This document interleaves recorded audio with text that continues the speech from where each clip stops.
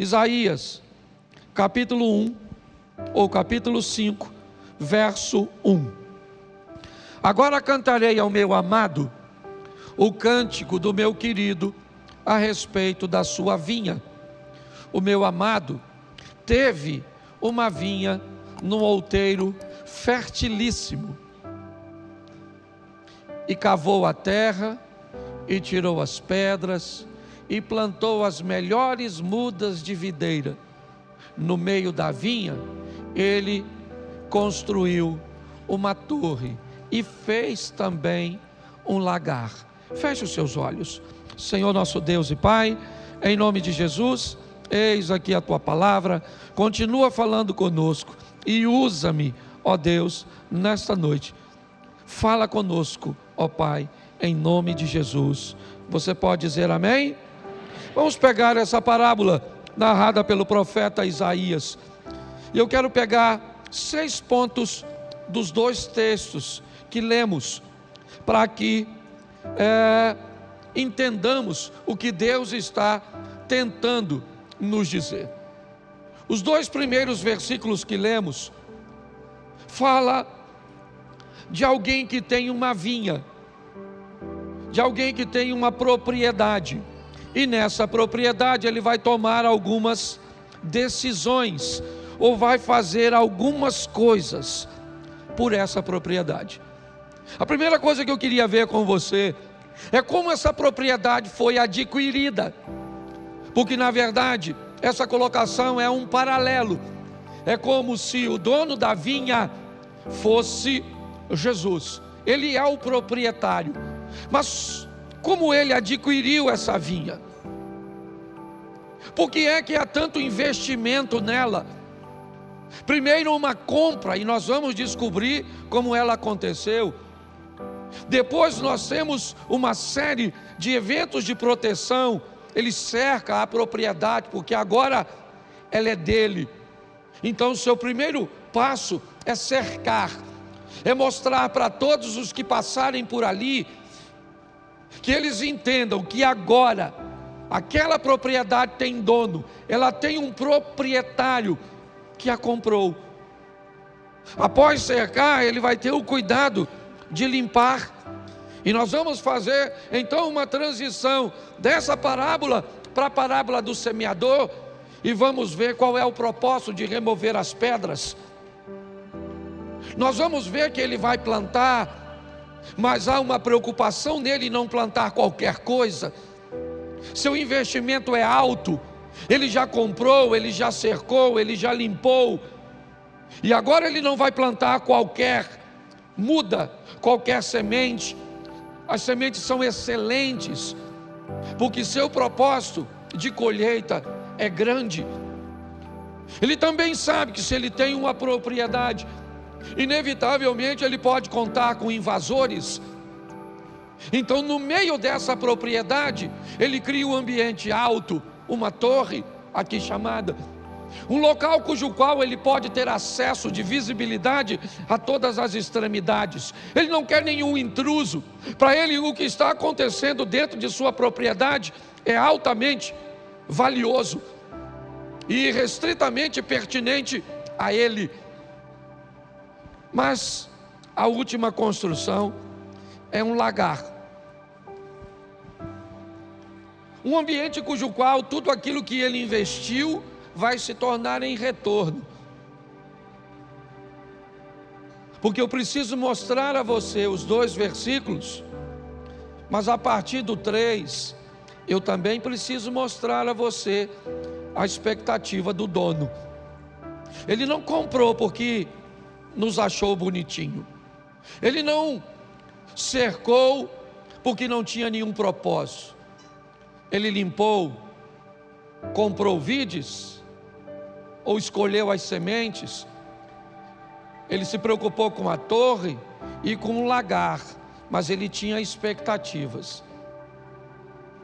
E essas expectativas, elas são descritas no finalzinho do verso de número 2.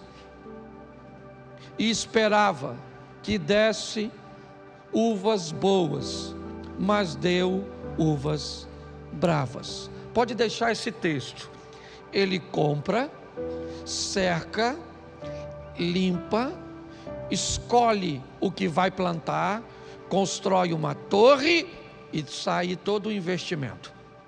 No canto ele faz um tanque de piso inclinado, um dreno na parte mais baixa, porque ali é o local que será armazenado o fruto do seu trabalho. Dali ele vai tirar a uva, o vinho, dali ele vai retirar o azeite.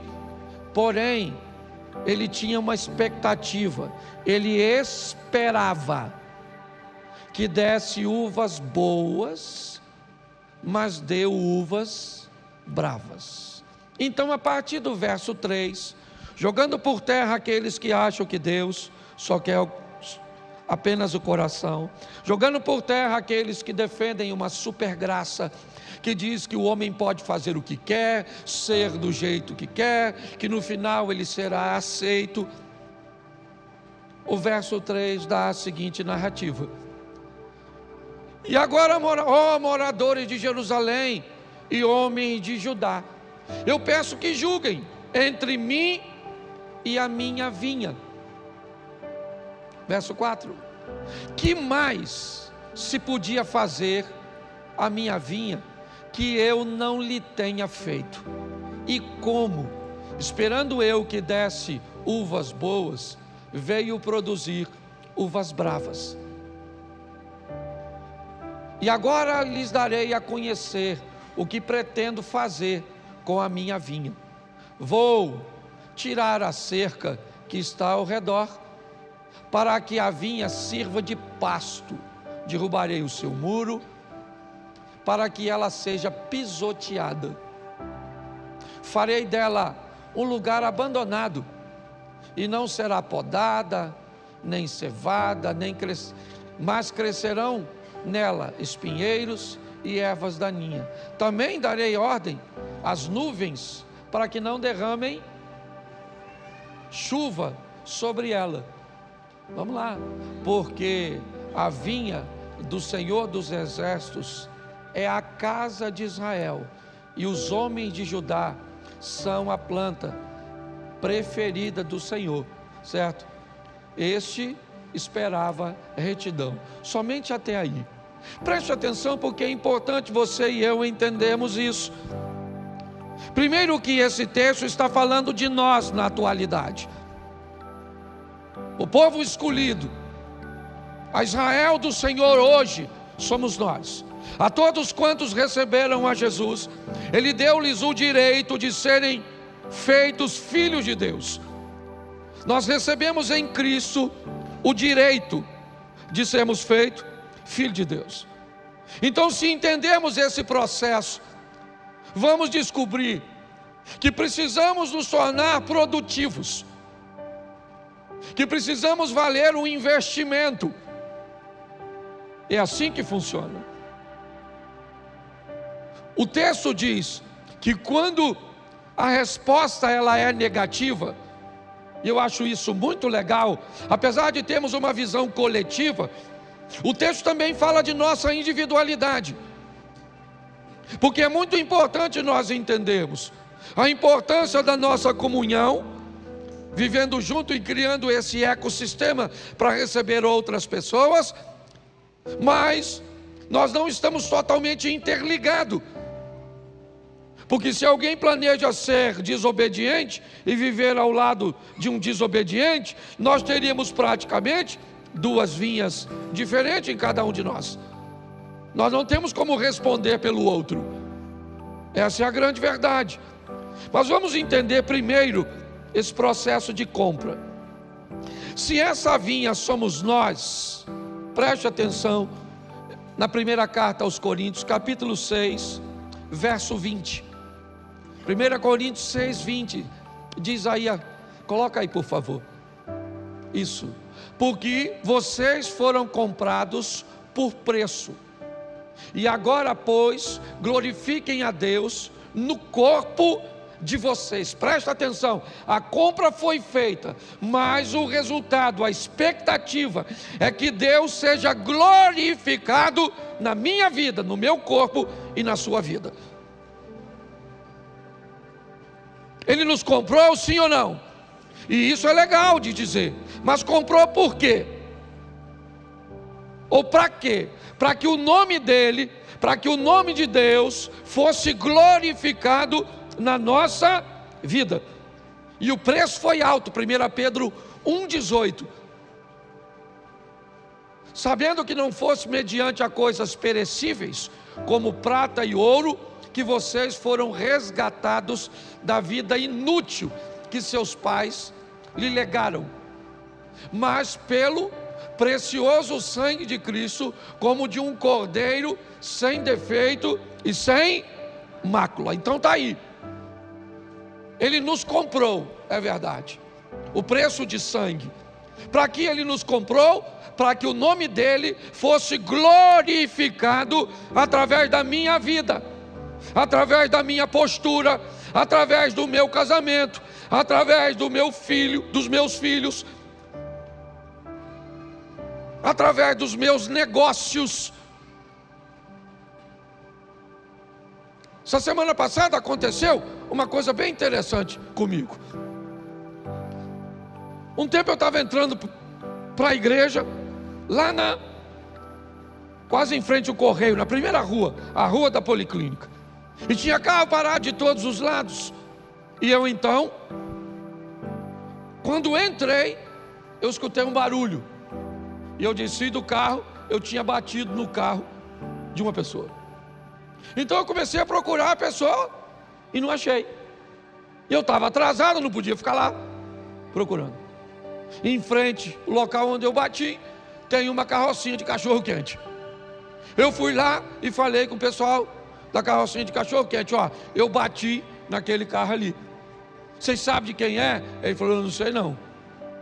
E aí então eu falei: olha, quando eles chegarem para tirar o carro, avise que o carro está arranhado, que quem bateu fui eu, para me procurar, que é para eu resolver.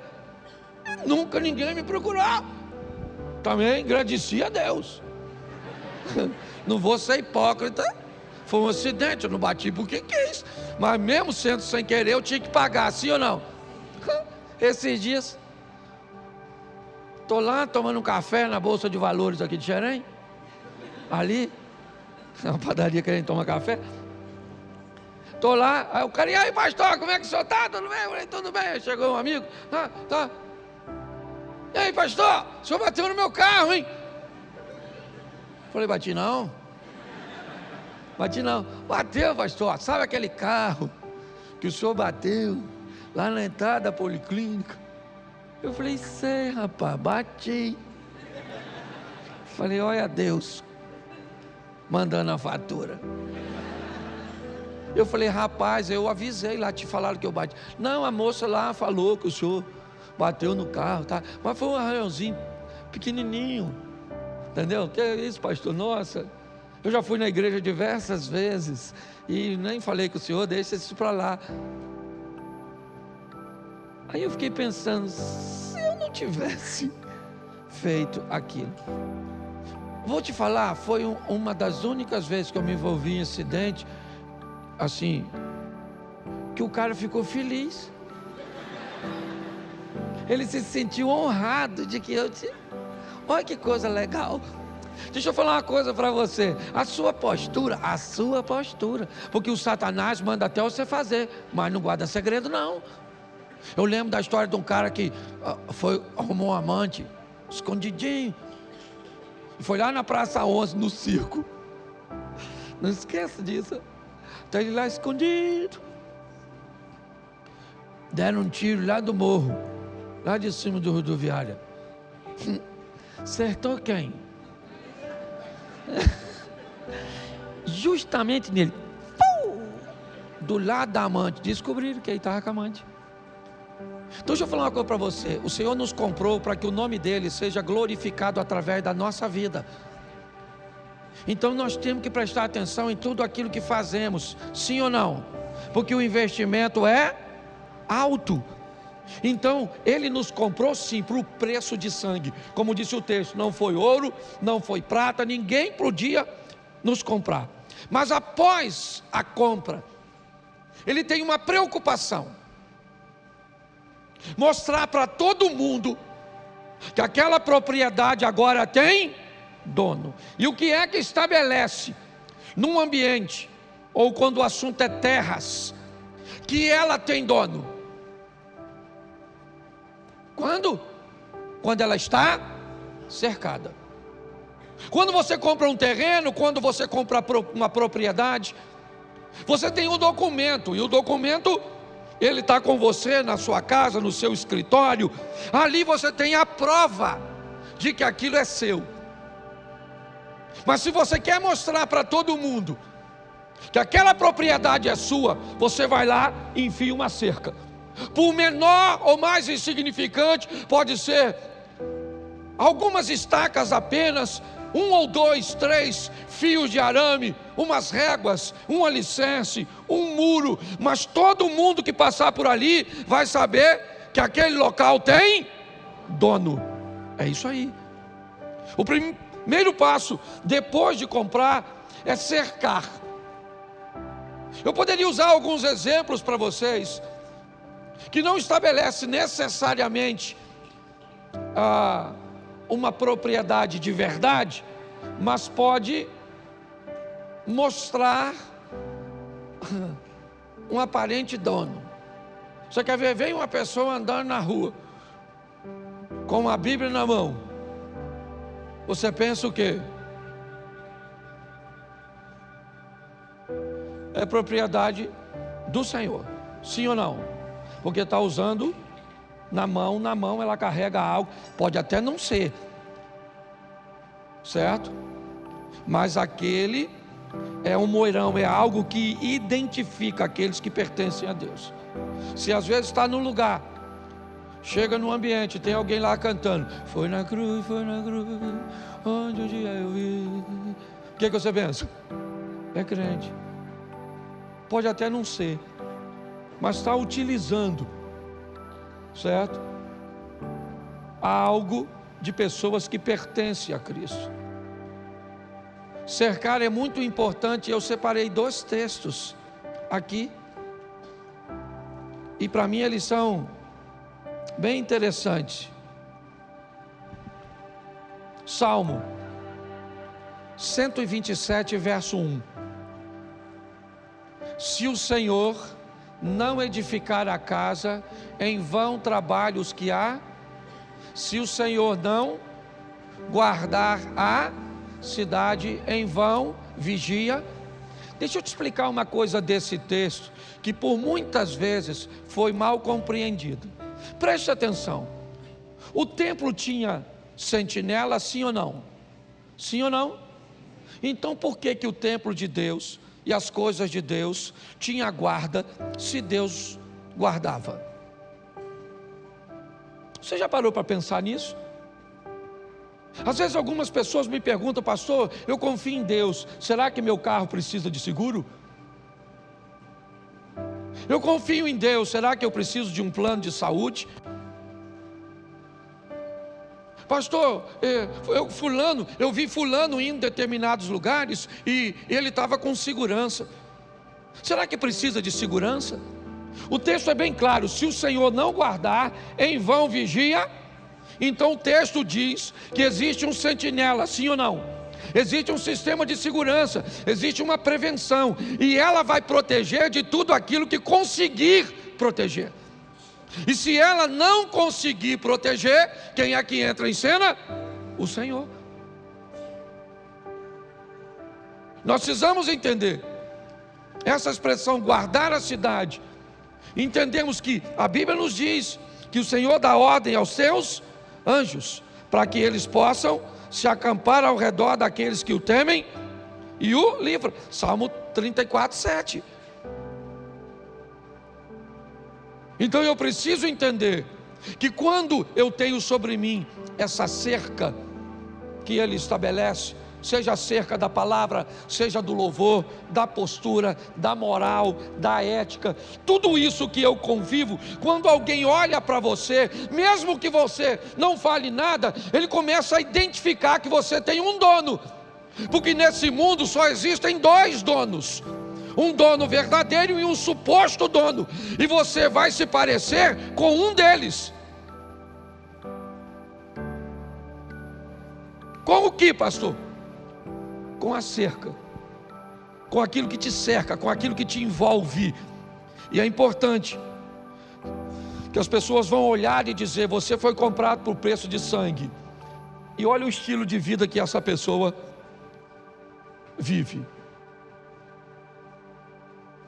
O próximo passo, o terceiro, é limpar. É lógico, ele vai limpar. Ele já comprou, ele já cercou, agora é propriedade dele. Ele limpa dentro ou fora? Ele limpa dentro. A propriedade é a dele. Então ele vai entrar e vai limpar das pedras. Mateus capítulo 13, coloca para mim, por favor. Verso 20 e 21. Mateus 13, 20. O que foi semeado em solo rochoso, com pedras, esse é o que ouve a palavra e logo recebe com alegria, mas ele não tem raiz em si mesmo, sendo de pouca duração. Quando chega a angústia ou a perseguição por causa da palavra, ele logo se desvia ou se escandaliza. Preste atenção.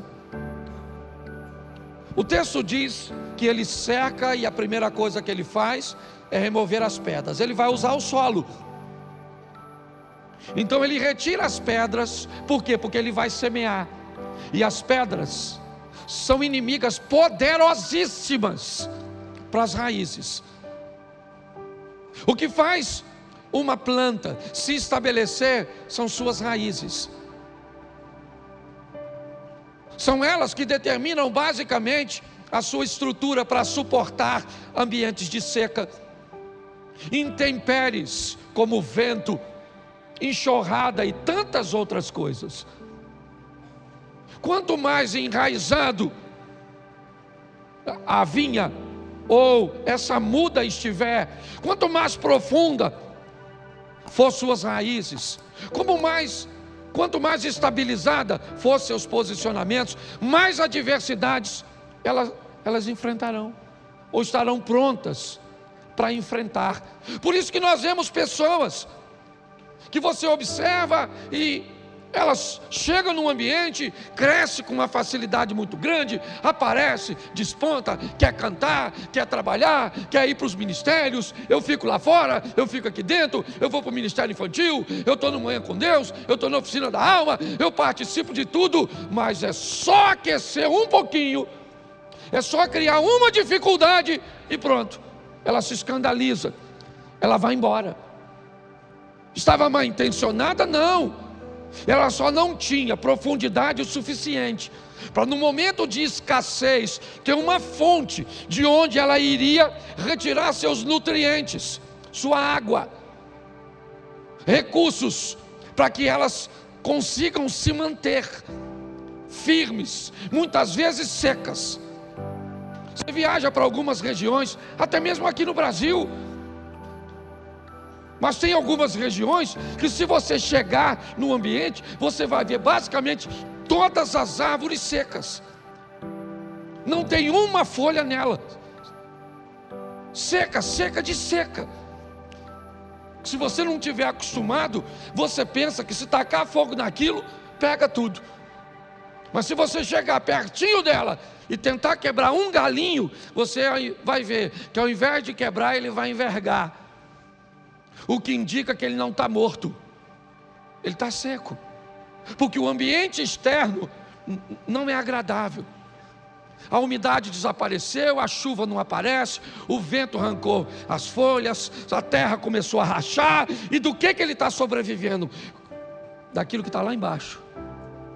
Lá de baixo ele está tirando suas forças, ele está tirando seus nutrientes. Por isso que a Bíblia chega a dizer que a fé é loucura para alguns. Porque quando você olha em torno da pessoa, todo o ambiente é inóspito, é inadequado, é ambiente onde todos morreriam, mas ele não está sobrevivendo da periferia do ambiente que está em volta. Ele está tirando recurso lá do eterno, lá de baixo, porque ele está, profundo, enraizado. E isso só acontece com quem remove pedra. Pastor, está aí as pedras, certo? As preocupações, angústias, perseguições, tantas coisas que ele usa como exemplo. Quando ele vai falar dos espinhos, na mesma parábola do semeador, ele fala de coisas materiais, mas agora ele está falando de coisas emocionais. Jesus compra você, cerca você, mas não pode limpar você. Você não se permite, porque para limpar a lâmina do arado, ou a perfuração mais antiga de um arado feito de madeira, é doloroso. Enfiar na terra, abrir aqueles sulcos, aquelas valas, sabe? Tem que firmar, o boi vai puxando e eles vai firmando. Ou então aquela lâmina torta que vai cortando, vai mexendo. Aí começa a mexer nas suas memórias, começa a mexer nas suas lembranças, aí começa a mexer nas suas angústias, nas suas decepções. E aí isso começa a te ferir. Então você não quer que mexa. Você quer continuar na igreja com Jesus cheio de pedras. Ele é seu dono, ele é seu dono. Você está cercado, mas você não produz. Porque quando ele tenta te limpar, você recusa, porque a limpeza é desagradável, ela é desconfortável. E vá que quando a lâmina passa, ela traga lá do fundo uma pedra e ela apareça. E talvez você não gostaria de descobrir que você tem pedras, que você tem obstáculos. Então você não quer que ninguém veja. É melhor você não produzir do que alguém enxergar as suas mazelas, as suas pedras. E ele limpa das pedras. João capítulo 15, verso 3. Olha só, João 15, 3. Vocês já estão, por causa da que vos tenho, vós já está limpo, por causa da palavra que vos tenho, ou que lhes tenho falado. Essa é eu sou a videira, vós sois as varas. Aquela que está em mim, essa dá muito fruto. Preste atenção, o paralelo é o mesmo. Quando você vê esse texto aí, ele não está falando de pedra não. Vós já estão limpos. Essa limpeza é a poda. É a remoção de uma área improdutiva de uma planta. É alguém que tem interesse de que outras áreas recebam total atenção de nutrientes e de produtividade. Então, se tem um galho produzindo aqui, e tem algum brotando desse lado aqui, normalmente ele vai ali e poda, para que a força que estava sendo canalizada para esse galho, agora seja canalizada para o outro. A limpeza nem sempre é remover as pedras não. Às vezes também é a poda e a remoção de áreas que te tornam improdutivos, que faz com que você não produza, e isso precisa sair da sua vida. Agora vamos ao quarto. Plantou de excelentes. Eu gosto dessa expressão, excelentes. É alguém que não vai permitir que qualquer coisa seja plantada. Por quê? Porque eu comprei por preço de sangue. Por quê? Porque eu gastei dinheiro com cerca. Por quê? Porque eu trabalhei para tirar as pedras. É tanto investimento que eu não vou plantar qualquer coisinha. Eu vou escolher as melhores mudas, as melhores sementes. É isso que ele está fazendo. Capítulo 4 de Filipenses, verso 8. Filipenses 4, 8. Preste atenção. Finalmente, irmãos, tudo que é verdadeiro, eu quero plantar em você. Tudo que é respeitável, é o que eu quero plantar em você. Tudo que é justo, é o que eu quero plantar em você. Tudo que é puro, é o que eu quero plantar em você. Tudo que é amável, é o que eu quero plantar em você. Tudo que é de boa fama, é o que eu quero plantar em você. Se alguma coisa, ou se alguma virtude há, né? E se algum louvor existe, isso, não, seja isso o que ocupem o pensamento de vocês. Isso. Vamos trocar a terra por nossa mente. Tudo que é puro, tudo que é justo, tudo que é amável, é o que Deus está tentando plantar em nós. É isso. Essas são as sementes que Ele escolheu. Agora tudo que é impuro, injusto. Você olha para algumas pessoas e a Bíblia é muito clara. Você quer conhecer uma árvore, olhe para seus frutos. Pare de se preocupar com uma pessoa chega, se chega de carro, se chega a pé, se chega bem vestida, ou mal vestida, se chega, se é bonita. Se você quer avaliar a pessoa de verdade, observe o que ela produz. É a produtividade que determina, né, a qualidade. Então ele está dizendo: o que é puro, o que é verdadeiro, o que é honesto, o que é justo, é o que eu estou tentando semear dentro de você. Se você não produz, sabe o que é? É que o que estão plantando, ou que você está permitindo, ou se permitindo plantar, é uma coisa diferente. Então por que é injusto? Por que é impuro? Por que é pornográfico? Por que é desonesto? Por que é escandaloso? Por que não é amável? Por que a fama sempre é ruim? Por que não tem virtude nenhuma?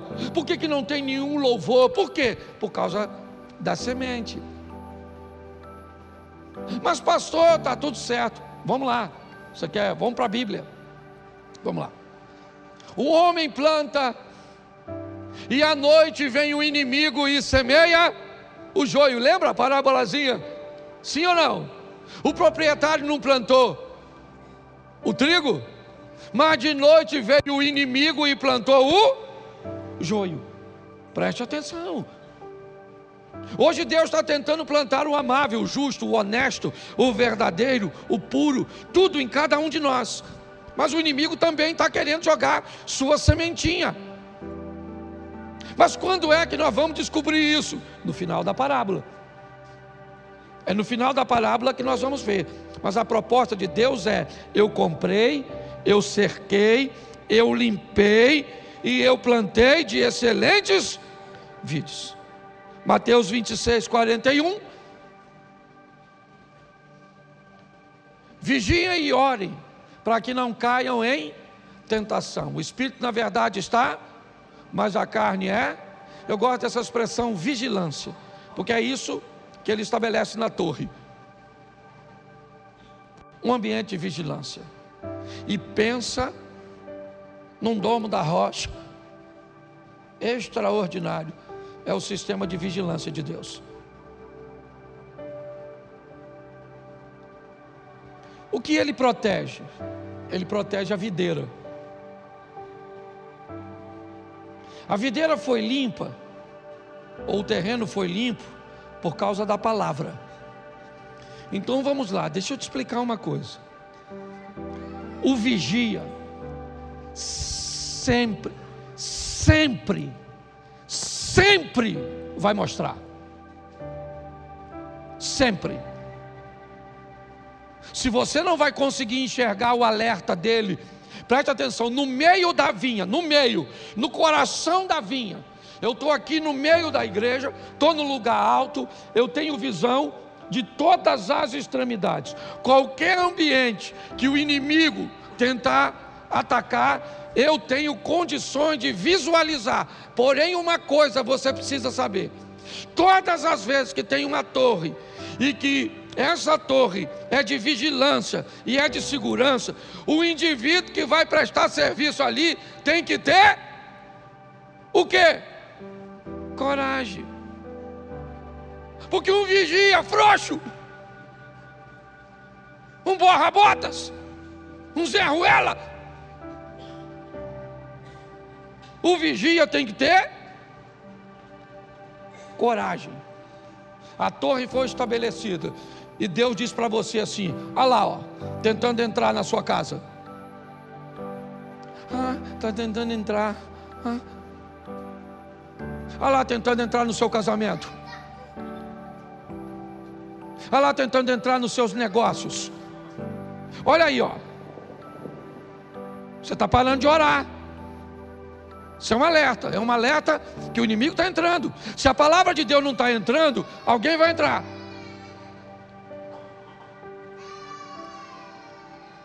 Você consegue entender?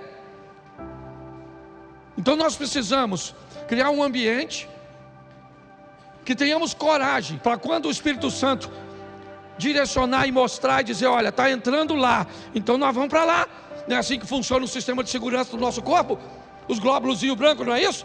O que acontece? Ó, cortou, vai todo mundo para lá, ó. É um exército. Qual é? Estamos protegendo de qualquer processo infeccioso. É assim que tem que ser. Por quê? Porque o que está lá dentro é muito valioso. Alguém pagou com sangue, alguém cercou, limpou, plantou de excelentes vides, e agora está lá o sistema de segurança. Já é a segunda vez. Primeiro ele cerca segurança, agora ele estabelece um ambiente, um observatório. É isso que era a torre, para que o inimigo não entre. Mas ele construiu nela um lagar. Mateus capítulo 5, verso 13. Coloca aí, varão. 5,13. Vós sois o sal, e se o sal vier a ser sem sabor ou insípido, como lhe restaurará o para nada mais, senão para e ser pisado pelos? Verso 14. Vós sois, ou vocês são a luz do, senão, ó, é porque eu fico com um texto na outra tradução. Não se pode esconder uma cidade situada no alto de um monte. Vamos lá, até o 16. Bota o 15. Isso. Nem se acende uma lamparina para colocá-la debaixo de um cesto, mas num lugar adequado, onde ilumina bem a todos que estão na. Verso 16.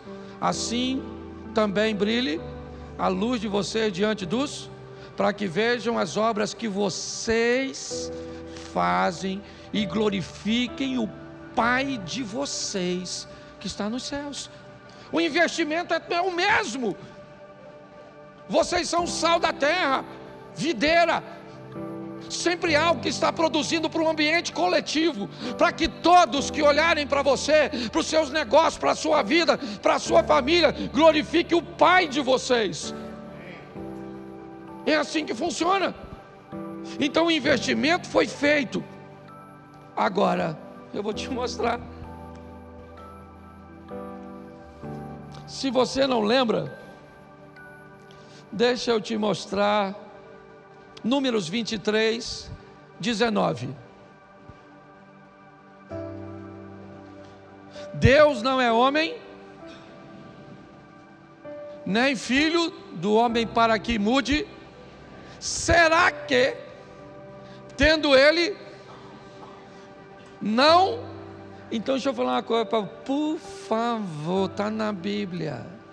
Quando alguém vier falar com você, não é bem assim. Deus não mente, e o que Ele falou Ele vai. Então bota no Apocalipse para a gente causar terror na turma. Vamos para o Apocalipse 22, 15. 22 de Apocalipse, é que o irmão botou o restante do texto lá. É bom que o povo lê. Fora ficarão os cães, os impuros, mas quem mais? Idólatras e todo aquele que ama e pratica presta, essa turma aqui é a mesma da vinha. Que farei, né? Que mais poderia fazer entre eu e a minha vinha que não tenho feito? Então agora o que eu vou fazer? Eu vou arrancar a cerca, vou botar os outros para pisar, e vou tacar fogo, e vai se lascar. Quem é que está lá dentro? Eu e você. Então deixa eu falar uma coisa para você. As pessoas estão perguntando, todo mundo aí: pastor, Jesus está voltando. Pastor, o que eu faço? Oh meu Deus, estou com medo danado de ir para o inferno. Já foi. Se você está com medo de ir para o inferno, significa que você está lá. Você não tem que ter medo de ir para o inferno. O inferno não é para você, é para o Satanás. A Bíblia diz: o inferno foi feito para o Satanás e para os seus, só que eles estão se sentindo solitários, que é a companhia. Então o que ele fez? Arrumou uma vaga para você, esperando você lá no inferno. Você quer ir? Mas tem gente que não quer, mas vai.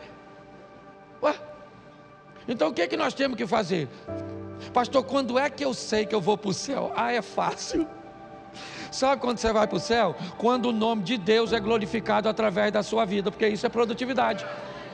Quando as pessoas te reconhecerem, não é quando você se reconhece. Que eu acho muito legal quando gente fala assim: não, porque eu agora, sabe? Porque eu faço, porque eu tenho. A Bíblia é bem clara: se uma pessoa julgar a si mesma, ela jamais será. O importante não é o que você pensa de si. Pastor, é o que os outros pensam? Na minha colocação agora, sim. Você também não pode vender, né, a sua imagem para os outros. Mas é importante que as pessoas olhem para você e dizem assim: olha, que raiva que me dá. Como é que anda, todo bem vestidinho, tudo empinadinho, alegrinha, todo dia, pensa que vai para o céu, Quando alguém tem raiva de tu, porque você glorifica a Deus, continue glorificando. A Bíblia diz que ser perseguido dessa forma é bom, sim ou não? Mas quando alguém diz: para eu ser crente igual aquela fofoqueira miserável lá, aquela praga, língua de trapo, aquele vagabundo sem vergonha, mulherengo, não paga ninguém. Quando alguém falar assim, é porque você tem outro pai, o padrasto. Ele está administrando sua vida. Então o nome de Deus tem que ser glorificado, porque o investimento foi muito alto. Isso também não precisa ser, não.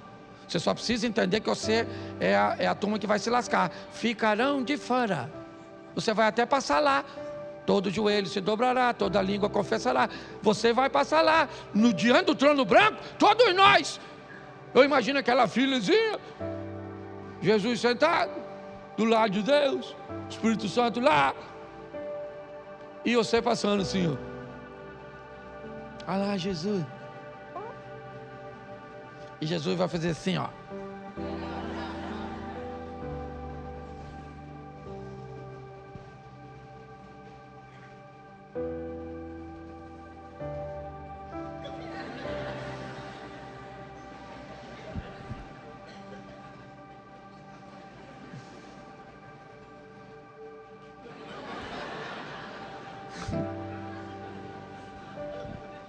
vá para o inferno.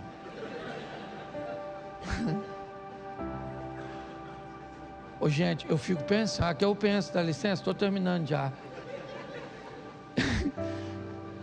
Se eu for para o inferno, eu estou lascado, porque eu ajudei muita gente a não ir. Eu vou chegar lá,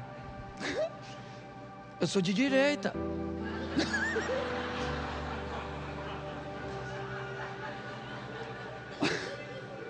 Meu negócio é democracia. Estado de direito. Eu fico imaginando. Só imaginando, pensa. Chegar lá, o Satanás, quem chegou? Olha lá. Ajudou os outros aí, veio. Vê um lugar ruim aí. Vê. Nós não pode ir não, gente. Não pode. Eu falo para Deus: Senhor, eu não vou. Não que eu não mereça, mas eu não vou. Ô, gente, vamos sair daqui, porque o maior evangelismo é você viver uma vida onde o seu pai seja glorificado. Aliás, essa é uma cultura judaica. Todas as vezes que falava de alguém, nunca falava de alguém, falava do pai de alguém.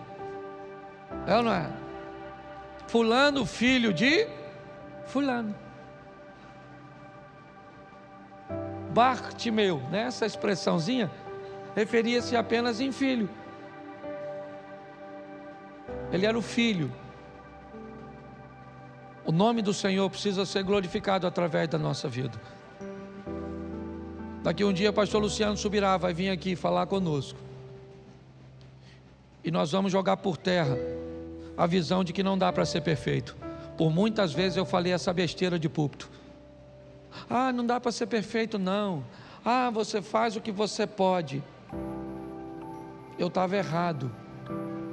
O poder do Espírito Santo é uma força capacitadora que pode nos fazer parar de pecar. Foi por isso que Jesus disse para a mulher adúltera: vá e não peques mais. Ele não estava brincando. Ele estava dizendo algo que a lei não oferecia, que era um poder para a transformação, mas a graça oferece. Saia daqui para valer o investimento que foi feito em você. Sua família, seus negócios, sua vida, seus filhos, glorifiquem o nome do dono da vinha. Amém?